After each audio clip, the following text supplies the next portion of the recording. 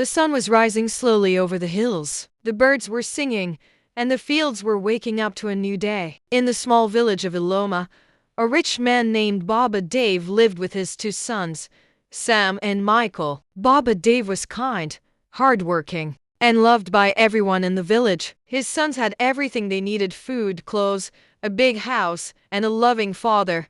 But even with all these things, Michael, the younger son, was not satisfied. "I want more from life," Michael said one morning, as he sat under a palm tree near their house. "More?" Sam asked. "What more could you want, brother? We are already blessed."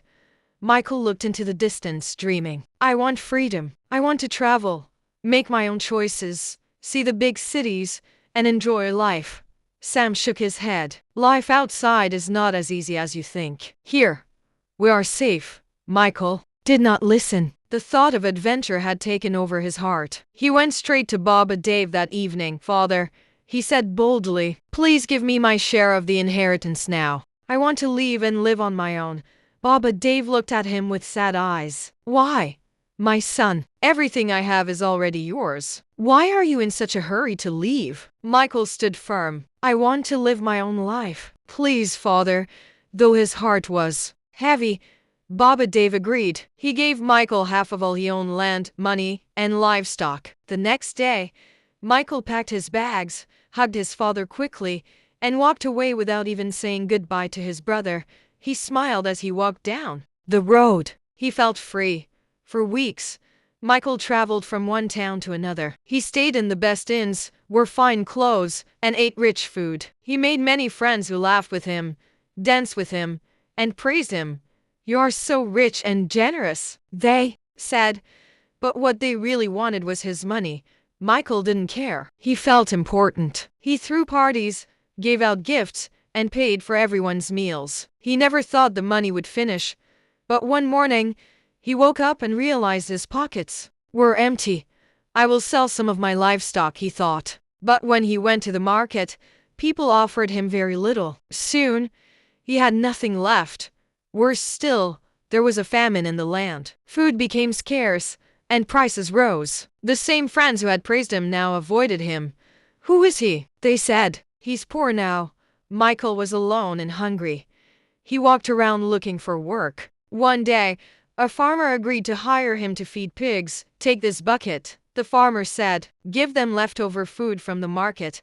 Michael did as he was told. Day after day, he worked in the hot sun. He was paid just enough to survive. Sometimes he looked at the food the pigs ate and wished he could eat it too. One night, he sat under a tree and cried.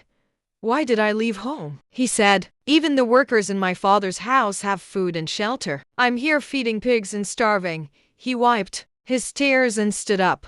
"I will go back home. I will tell my father I'm sorry. I will ask him to let me work as a servant. I don't deserve to be his son anymore."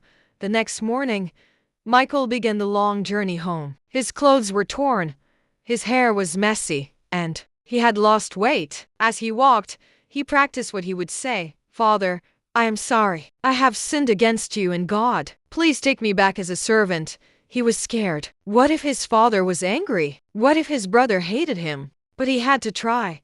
Back at home, Baba Dave sat on the porch every day, looking down the road. His heart ached for his lost son. He prayed every day for Michael to return. That day, as he looked far into the distance, he saw a figure walking slowly. He stood up. His heart beat fast. Could it be Michael? He ran toward the road. As he got closer, he saw the face of his son. Thin, tired, dirty, but it was him. "My son!" he shouted. Michael dropped to his knees. "Father, I am sorry," he said. "I have sinned against you and against heaven. I don't deserve to be your son. Please take me back as a servant." But Baba Dave lifted him up and hugged him tightly. "My son was lost, and now he is found. You are my son. Come home."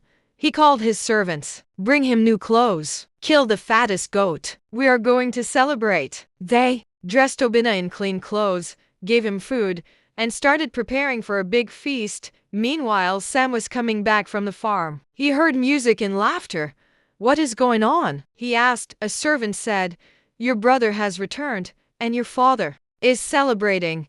Sam dropped his tools. His face turned cold. My brother, after all he did? And we're celebrating? He refused to go inside. When Baba Dave heard this, he came out to speak with Sam. Son, why are you outside? Sam said, Father, I have worked for you all these years. I never disobeyed you. You never threw a party for me. But now, your son who wasted everything returns, and you celebrate? Baba Dave placed a hand on Sam's shoulder. Son, you're always with me. Everything I have is yours. But your brother was lost and now he is found. He was dead, and now he is alive again. That is why we must celebrate. Sam looked at his father. Slowly, he began to understand. Love and forgiveness were greater than anger and pride. He took a deep breath and walked into the house. Michael stood up when he saw him. I'm sorry, Sam, he said. I was foolish. Sam looked at him, then gave him a long, tight hug. Welcome home, brother.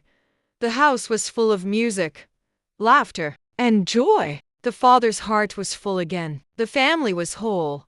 And so, the story of the prodigal son reminds us all, no matter how far we go, no matter how many mistakes we make, there is always a place called home where love